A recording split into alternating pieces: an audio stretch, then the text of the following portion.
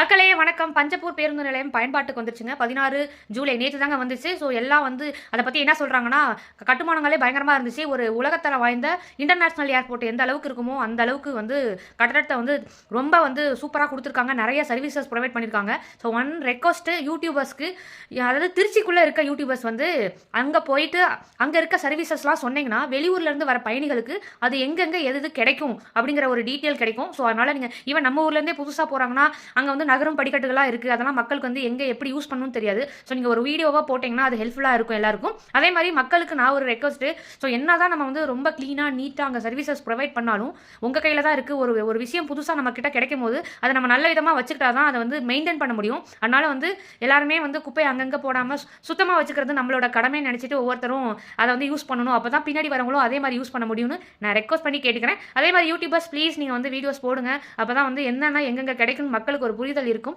நன்றி.